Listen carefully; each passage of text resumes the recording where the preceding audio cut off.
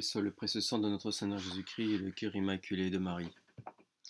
Chers auditeurs et chères auditrices, voici la troisième partie consacrée au dossier Roncalli que nous avons ouvert en lisant le témoignage de Franco Bellegrandi, camérier de KPDP de la Sainteté du Pape.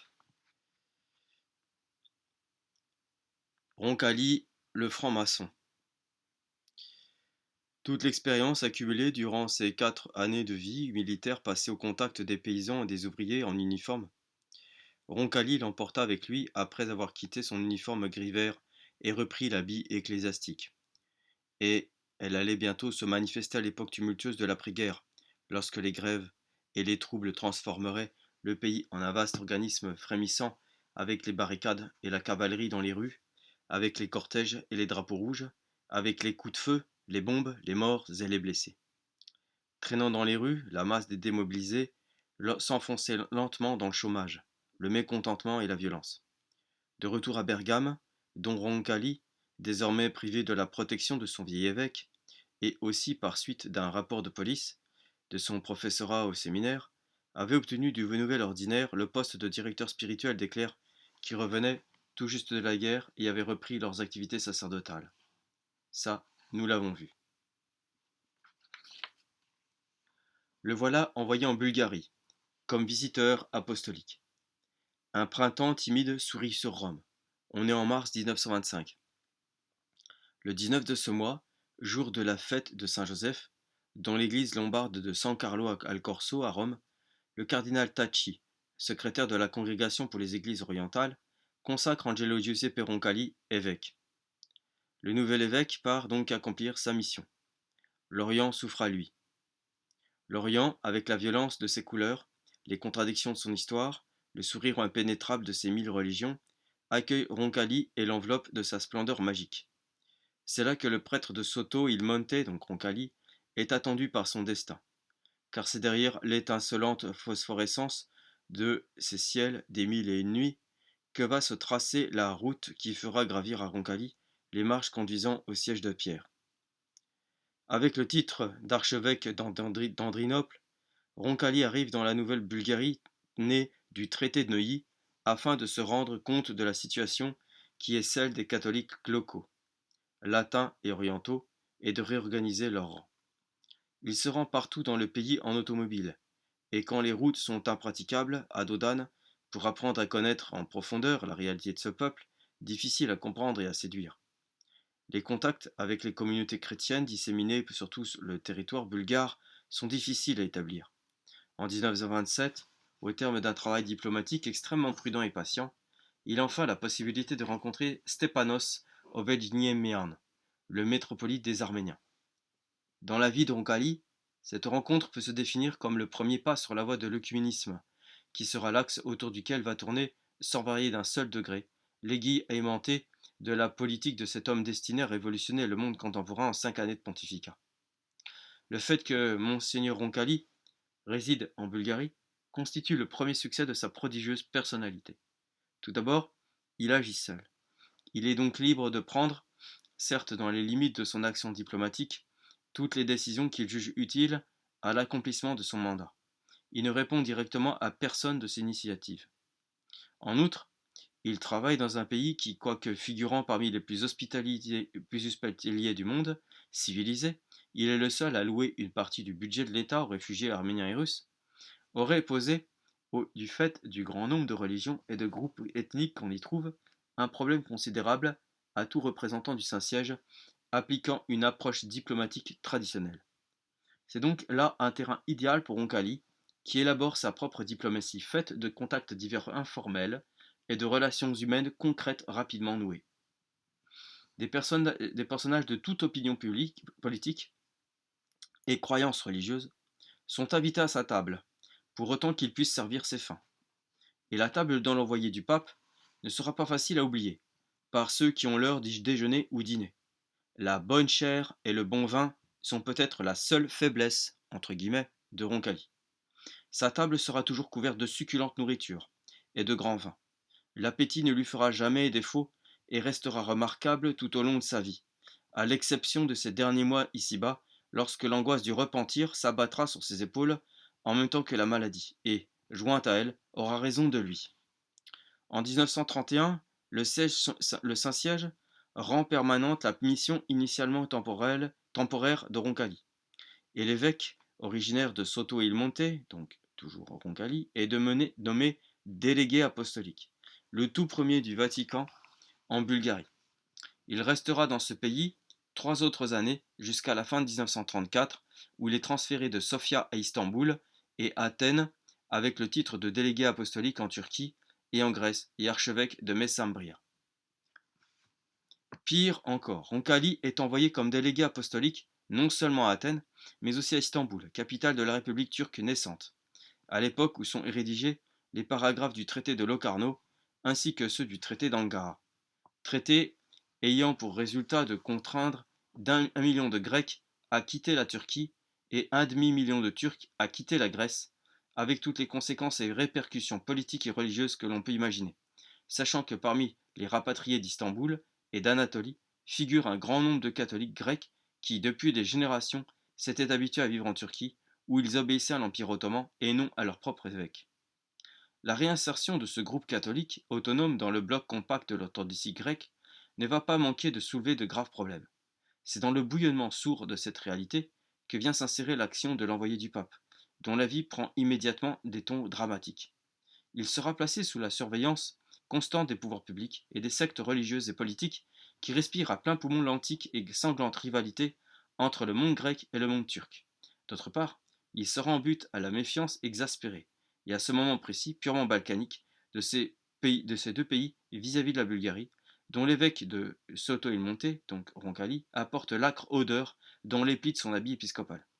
C'est pourquoi Roncalli va devoir s'habituer à évoquer en vêtements civils, à être réveillé brutalement la nuit par des coups de feu tirés à proximité de son logement, à contourner dans les rues les victimes de meurtriers inconnus, et dans cette atmosphère de suspicion et de violence, à renouer les fils de sa mission diplomatique pour la mener à bien.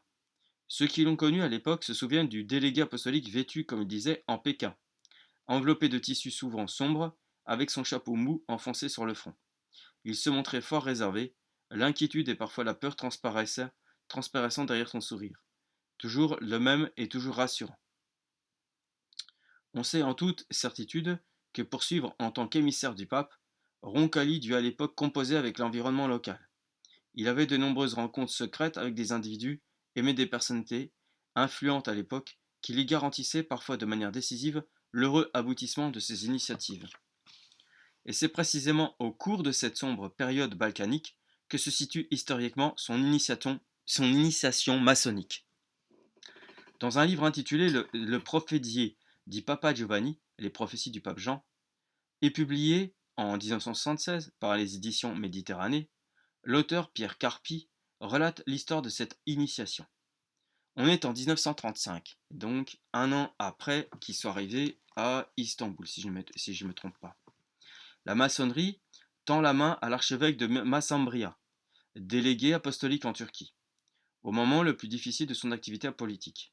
Roncalli entre alors dans la secte secrète des Rose-Croix, indique l'auteur, où il prend le nom de Johannes, Jean. En tant que prêtre, il connaît parfaitement la valeur d'un tel nom, la signification et le charme envoûtant de ce nom, qui a toujours accompagné le mouvement des disciples de la lumière, à savoir les Giovanniti. Dans la secte maçonnique dont il fait maintenant partie, Roncalli sait regarder autour de lui et reconnaître, au-delà des vétos et des condamnations inflexibles de l'Église, les fils conducteurs familiers du prêtre qu'il est. Tel cet évangile, selon saint Jean, disposé dans la loge pour porter témoignage de la dévotion des membres à l'évangéliste de l'illumination. La main maçonnique sauve, entre guillemets, promptement Roncalli et sa mission des sables mouvants dans lesquels il s'enfonçait lentement. Cette main puissante opère ainsi tout à la fois un sauvetage et un aiguillage, car dès lors la trajectoire de Roncalli est toute tracée, et ce jusqu'au jour de sa mort. Ce n'est pas par hasard si 33 ans après, sortant pseudo-pape de la chapelle Sixtine, il choisira le nom de Jean, qu'il avait adopté sur le Bosphore à l'occasion de son initiation maçonnique. Il lui plaira même de narguer ceux qui étaient au courant de la chose en prenant le nom de cet autre Jean 23, le schismatique. Et il le fera figurer sur les armoiries papales une tour et de fleurs de lys, meuble auquel beaucoup d'experts de la franc-maçonnerie attribueront une signification hautement symbolique, c'est-à-dire la tour du temple, maçonnique flanquée de deux cavaliers, et la raison, c'est-à-dire la raison et l'instinct. Naturellement, le Vatican a démenti cette interprétation, évidemment, ils ne vont pas dire le contraire. Mais c'étaient des démentis brefs et peu convaincants, émis par des personnes liées corps et âme au destin de Jean XXIII. Et nul ne s'est jamais abaissé à réfuter tout ce qui était écrit jusqu'à présent de détaillé, de circonstancié sur la question. En outre, les personnes bien informées savent que la franc-maçonnerie a toujours regardé l'Église catholique avec une grande attention. La presse a publié des listes des plus éminents maçons, et le magistère n'ignore nullement aujourd'hui que des hiérarques de l'Église sont affiliés aux loges. Je renvoie ici à deux jugements maçonniques sur l'Église exprimés lors du 6e convent initiatique de Strasbourg. Citation. Et nous avons la certitude qu'une grande partie des connaissances ésotériques que nous croyons perdues par nos ordres initiatiques sont conservées jalousement et gérées avec sérieux dans deux institutions ésotériques séculaires, l'Église catholique et l'islam. Il est temps de prendre acte de ce qu'ont voulu nos maîtres. Extrait de l'exposé du frère Aldiran. Autre citation, qui est l'extrait de l'exposé du frère Manotès, frère 3 points. Quant à l'Opus Dei, cette organisation qui unit la mystique à l'initiation, ce n'est pas un hasard si son fondateur, l'abbé Escriva, l'un des hommes les plus éclairés de ce siècle, a arrêté à 999 le nombre des maximes de chemin de son œuvre, qui a conquis des millions de consciences et suscité un réveil spirituel. 999 est en effet le nombre initiatique le plus élevé, celui du triomphe sur la bête de l'Apocalypse de Jean. Fin de citation. Du moins, dans les milieux bien informés de Rome, les noms des cardinaux francs-maçons ne sont pas un secret. Un prêtre de mes amis, dont André Compopilo, aumônier militaire ayant le grade de commandant des Carabinieri, m'a confié avoir reçu d'un prélat français, célèbre conférencier rencontré lors d'un congrès, une révélation gravissime sur la mort subite, tragique et scandaleuse du cardinal Jean d'Agnelou. On se souvient que ce cardinal français, célèbre pour son érudition, avait été retrouvé mort à Paris dans l'appartement d'une jeune danseuse. Les circonstances de cette mort n'ont jamais été élucidées. Or, le prélat français en question révéla à Don Pompilo, auquel il était lié par une vieille amitié, que le cardinal d'Agnelou avait été éliminé physiquement et moralement par la franc-maçonnerie parce qu'il était sur le point de publier la liste de tous les plus éminents cardinaux membres de la secte. Dans l'esprit de la franc-maçonnerie, Roncalli devait être un moyen, un pion.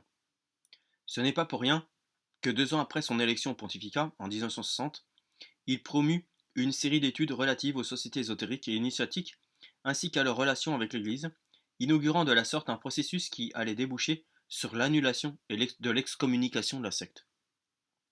Par la suite, c'est venu par la suite, c'est pas venu en 60, ni pendant les 50 son pseudo-pontificat, c'est venu bien après, en 1900 si je me rappelle, en 1983 par Wojtyla. Voilà. Certains faits, plus ou moins connus, rendent crédible l'appartenance de Roncalli à la franc-maçonnerie. Par exemple, le fait qu'on connaissait d'avance l'élection du patriarche de Venise à l'issue du conclave de 1958.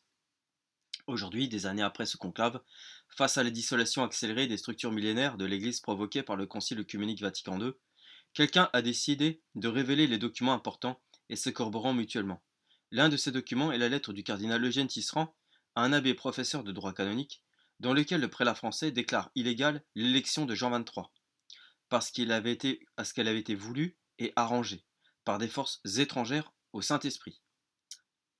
Alors, il faut voir le magazine Vita du 18 septembre 1977, page 4, qui s'intitule Profedie sui papi Nelenco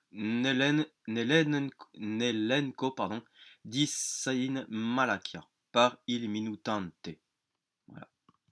C'est la référence. Ça et là, durant le long parcours de l'activité prépapale de l'intéressé, peut-on dire, transpirant parfois des réflexes illuministes, qui nous font apparaître Angelo Giuseppe Roncalli comme le pion rose-croix des frères francs-maçons. Je fais une réflexion, donc c'est clair que Roncalli n'est pas pape, évidemment, on le sait, mais là, du fait qu'il est franc-maçon, on peut pas être à la fois pape et franc-maçon en même temps. Donc, son appartenance sur le rose-croix, il est évident qu'il n'est pas pape. Donc, tout ce qui découle par la suite, voilà. Et d'autant plus que, apparemment, enfin pas apparemment, de sources sûres, il y avait des cardinaux, donc une bonne partie du clergé, du haut clergé, dont il faisait partie des francs-maçons, étaient francs-maçons.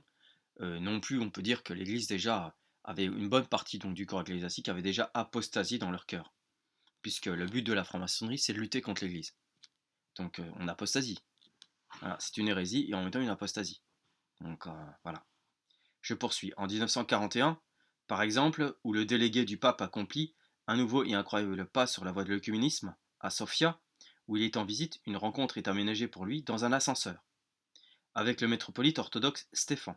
Sur ce territoire neutre et itinérant, il embrasse l'autre comme si leur rencontre était fortuite. Roncalli connaît parfaitement les dangers d'une telle rencontre, ainsi que les risques auxquels il s'expose vis-à-vis des forces conservatrices de l'Église. Mais elle représente une tessère indispensable pour la construction de la vaste mosaïque qui un jour sera le Concile œcuménique Vatican II et qui doit être mise en place. C'est ainsi que le pion se laissa bouger sur l'échiquier, que le coup fut réussi et que le jeu put continuer. Entre-temps, la deuxième mondiale, éclatante et fait rage.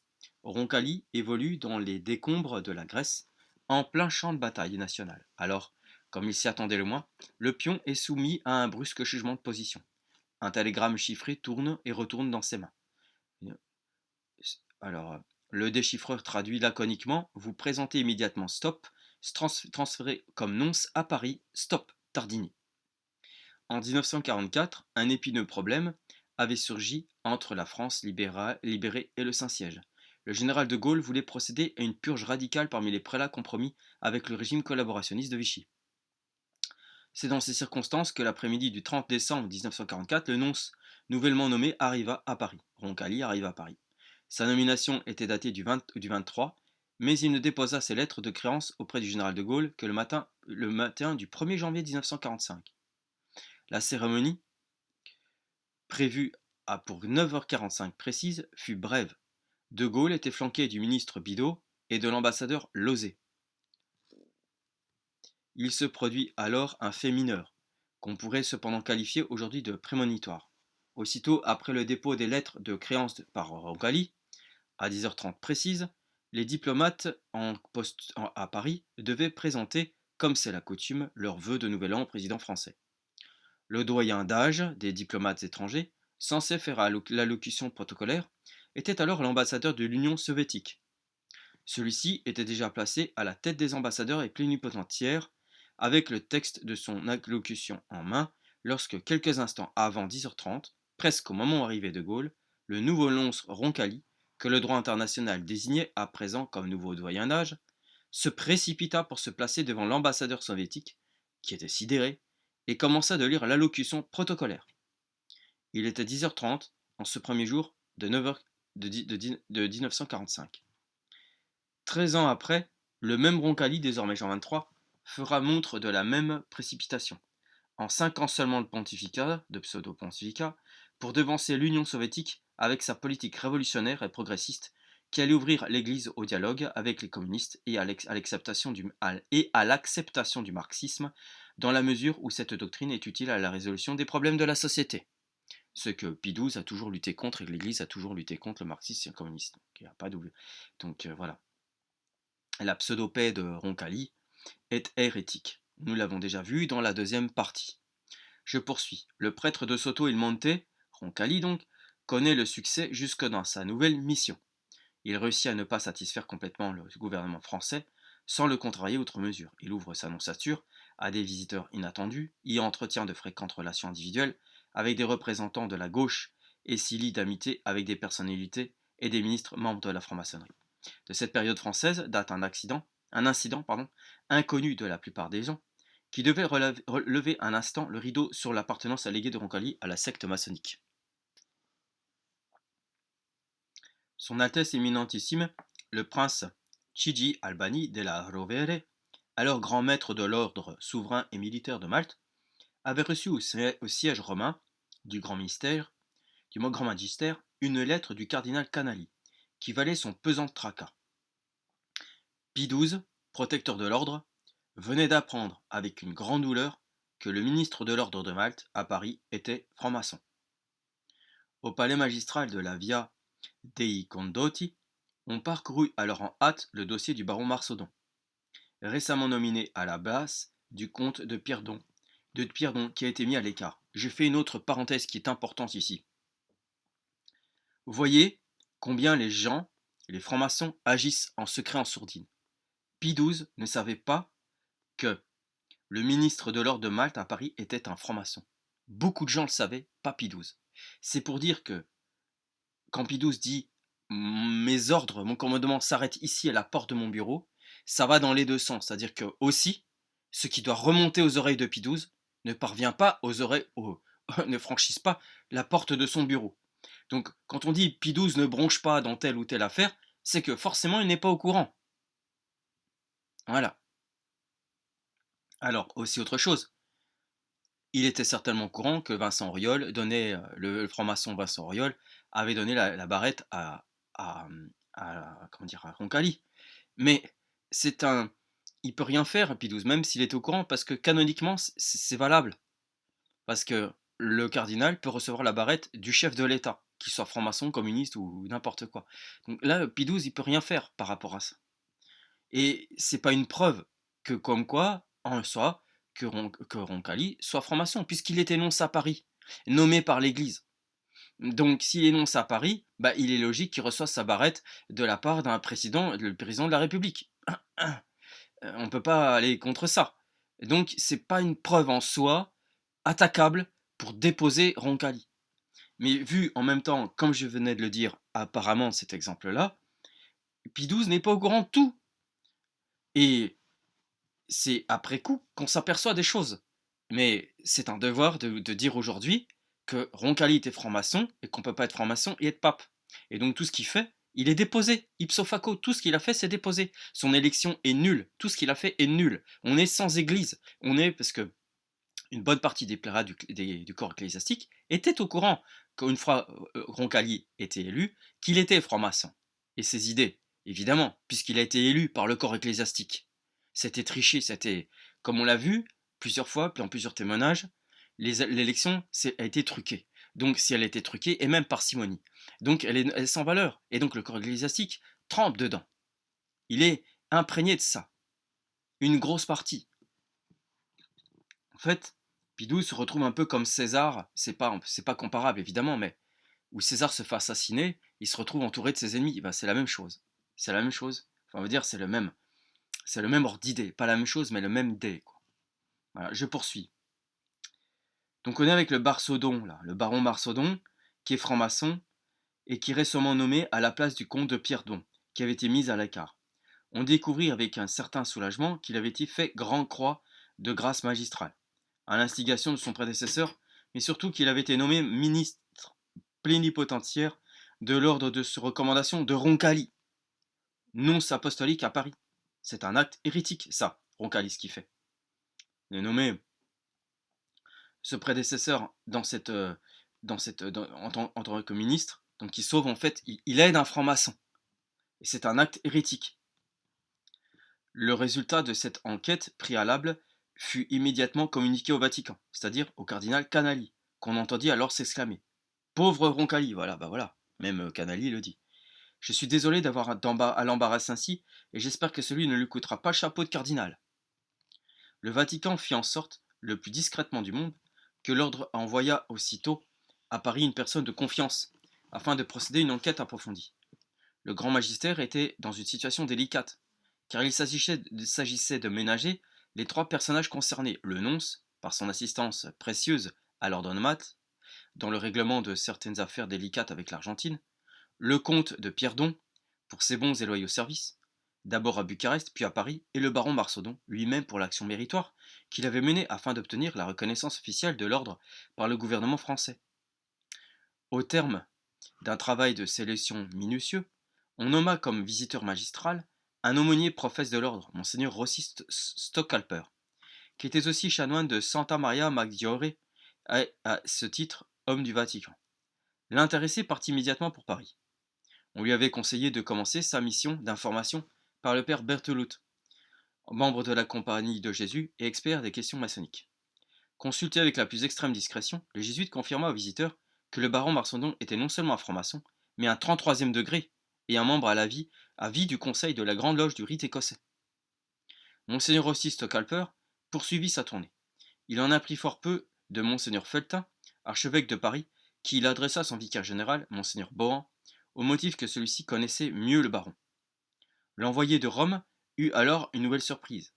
Le vicaire général avait sorti d'un coffre-fort et étalé sur la table une série de documents irréfutables, parmi lesquels un numéro du journal officiel de l'État français, publié à Vichy pendant l'occupation allemande, et désignant Yves-Marie Marsaudon comme membre de la franc-maçonnerie.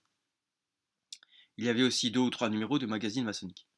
Le Temple, qui contenait quelques articles de Marsaudon, et une fiche d'information sur l'intéressé. Il n'y avait en revanche aucun document faisant état d'une éventuelle abjuration. Le visiteur magistral se traîna enfin, le cœur déjà lourd, jusqu'au 10 de l'avenue du président Wilson, siège de l'annonciature, où il sollicita, à Ron de Roncalli, des informations circonstanciées sur le baron maçon. Entre un sourire et une plaisanterie, le gros prêtre de Soto et le Monté, sa rondeur Roncalli, renvoya l'aumônier de l'ordre de Malte au secrétaire de la nonciature, Monseigneur Bruno Haim. Ce prélat, qui est aujourd'hui le légat apostolique en Grande-Bretagne, acheva de stupéfier l'envoyé de Rome, d'abord par son habit de clergyman et la grosse pipe qui fumait entre ses dents, puis par ses affirmations ahurissantes sur la franc-maçonnerie, qu'il définissait comme une des dernières forces de conservatisme social dans le monde actuel. Citation. Une des dernières forces de conservatisme social dans le monde actuel, dit ce Monseigneur Bruno Haim. Et par son jugement enthousiaste sur le baron Marsaudon, qui, selon lui, avait eu le mérite de faire comprendre à l'annonciature la valeur transcendante de la franc-maçonnerie. Et c'est justement en reconnaissance de ce mérite que le nonce Angelo Giuseppe Roncalli avait soutenu et approuvé la nomination de l'intéressé comme ministre de l'ordre de Malte à Paris. Donc, vous voyez comme quoi c'est un acte hérétique qu'a fait Roncalli de soutenir Marsaudon. Cette nouvelle laissa Monseigneur Stockalper abasourdi, il y a de quoi, et il reçut le coup de grâce lorsqu'ayant objecté que le canon 2335, que je cite, ceux qui donnent leur nom à la secte maçonnique ou à d'autres associations du même genre, qui complotent contre l'Église ou les autorités civiles et légitimes, contractent ipso facto l'excommunication simplement réservée au siège apostolique. Il y a aussi le canon 684. Les fidèles sont dignes d'éloge s'ils donnent leur nom aux associations érigées et au moins recommandées par l'Église. Qu'ils prennent garde par contre des associations secrètes, condamnées, séditieuses, suspectes ou qui s'appliquent à se soustraire à la légitime vigilance de l'Église. Fin de citation. Donc Stockalper, abasourdi, Monseigneur Stockalper, objecte donc ce canon que je viens de citer, prévoyait l'excommunication de tout membre de la franc-maçonnerie. Enfin, ce canon. Il s'entendit rétorquer par son interlocuteur, entre deux bouffées de pipe, que l'annonciature de Paris travaille en grand secret, écoutez bien, à réconcilier l'Église catholique avec la franc-maçonnerie. Ça, c'est Monseigneur Haim qui dit ça, en approuvant la chose. On n'était encore qu'en 1950.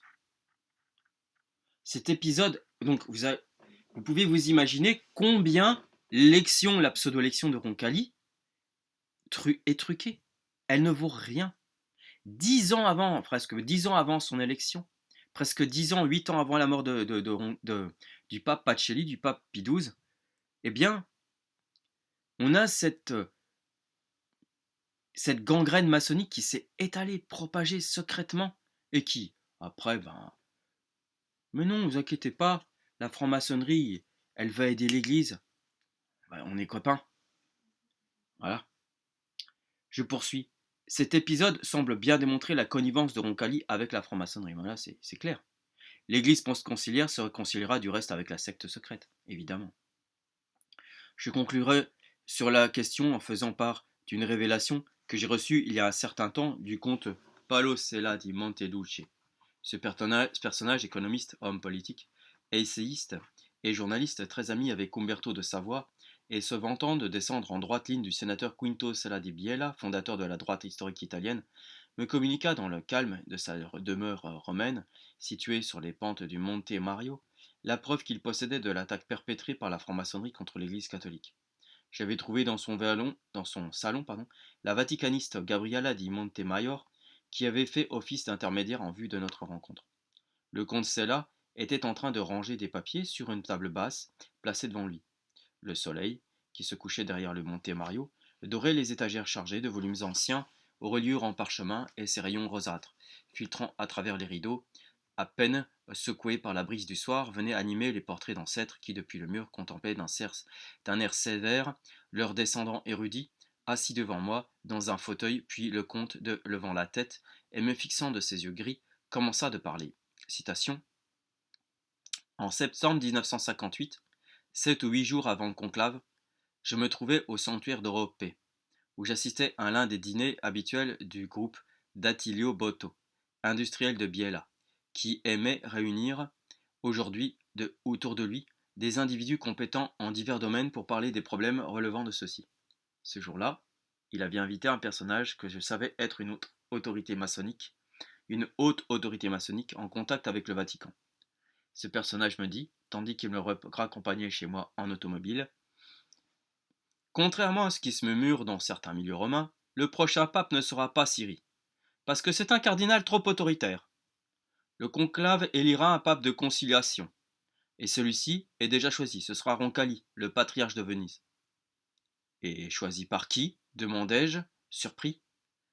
Par nos représentants maçonniques au conclave, répondit placidement mon aimable accompagnateur. Il me vint alors cette question: il y a donc des francs-maçons conclaves? Bien sûr, me répondit-il. L'Église est entre nos mains. Perplexe, je reviens à la charge. Mais alors, qui commande dans l'Église? Après un bref silence, il me dit en choisissant ses mots: personne ne peut le dire qui sont les dirigeants. Les dirigeants sont occultes. Le lendemain, fin de citation. Le lendemain, le comte Sella écrivit dans un document officiel qui se trouve actuellement dans le coffre-fort d'un notaire le nom complet de ce personnage et sa prédication renversante, accompagnée de l'année, du mois, du jour et de l'heure où il avait été faite. Cette prédication allait se vérifier quelques jours plus tard. Mais revenons à Paris, au 10 l'avenue du président Wilson. Roncalli, non sans France, devient de plus en plus lui-même. La violence s'empare des masses. Prolétaires et gendarmes se disputent la rue à Paris, dans les faubourgs. Dans toutes les provinces, le nonce a l'impression de revivre l'époque déjà ancienne où le bolchevisme s'efforçait de prendre le pouvoir en Italie. Cela lui rappelle l'époque de Ranica lorsque, avec son évêque, Monseigneur Radini Tedeschi, il s'était rangé avec impétuosité et imprudence aux côtés des grévistes et des fauteurs de troubles. Mais cette fois, bon sang, il est nonce. Autrement dit, il est le pape en France. Et le jeu a donc changé. Le nonce a tous les atouts dans sa manche, et il agit avec force et rapidité, en plein jour. Il prendra fait et cause pour les grévistes, et avec lui derrière lui s'alignera tout le clergé français. Tout le clergé français s'aligne derrière Roncalli. Et il a déjà des mouvements grévistes. Enfin, je veux dire, il accompagne les mouvements grévistes, donc syndicats. La contestation à cette époque était encore pour les prêtres un mot dénué de sens. Autre extrait du livre, de ce chapitre, je passe. Roncalli tenait une table ouverte chaque jour de la semaine pour un défilé sans fin d'invités, qui, à tour de rôle, venaient déjeuner ou dîner avec lui dans la plus entière discrétion. Une vénérable bouteille de grand vin, bien souvent italien, du temps de Roncalli, la cave de l'Annonciature en était abondamment pourvue. Représentait aux yeux du nonce qui connaissait ses ouailles le moyen le plus infaillible d'établir les relations réputées impossibles avec la crème de l'anticléricalisme français, lequel servirait tôt ou tard un début du nonce, puis, qui sait, au pape. Enfin, au pseudo-pape. Ensuite, l'intéressé acheva cette préparation avec maestria. Tant et si bien que la pourpre cardinalice, qui lui échut en temps voulu, malgré la perplexité que le cardinal Canali avait éprouvée à son sujet au moment du scandale Marsaudon. Le 15 janvier 1953, il reçut le chapeau du cardinal Élysée des mains du président Vincent Auriol, socialiste et mécréant, son ami de longue date. Je passe.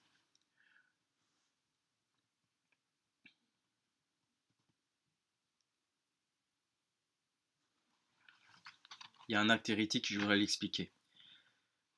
Alors, il est l'histoire d'un document Deuxième guerre mondiale, Roncalli jugèrent bon de faire figurer dans un document fracassant des condamnations et suivantes, exprimées et articulées avec tout le pouvoir épiscopal. Ah oui, c'est des tracts que, en fait, je lis au point. Alors, Roncalli galvanisa l'épiscopat français, l'entraînant dans une course vers la gauche, qui parfois surprenait parfois de court les communistes eux-mêmes, au point que dans la première déclaration, faite par l'Assemblée des cardinaux et archevêques français, alors que les députés de l'Assemblée constituante élaboraient la loi fondamentale du nouvel État en train d'émerger de la Deuxième Guerre mondiale, ces prélats, travaillés par Roncalli, jugèrent bon de faire figurer dans un document fracassant les condamnations suivantes. Mais j'ai déjà lu dans la deuxième partie, excusez-moi. Je suis dans la deuxième partie concernant le Roncalli communiste. Il faut, faut voir là. Voilà. De ce chapitre, ce qui concerne, le chapitre 6, en fait, concerne Roncalli communiste. Donc là, ça ne nous intéresse plus, puisque là, le but de cette vidéo était de faire Roncalli, Roncalli le franc-maçon. Nous verrons dans la quatrième partie l'élection. Gloria natissimis Deo et intera pax omnibus bone voluntatis.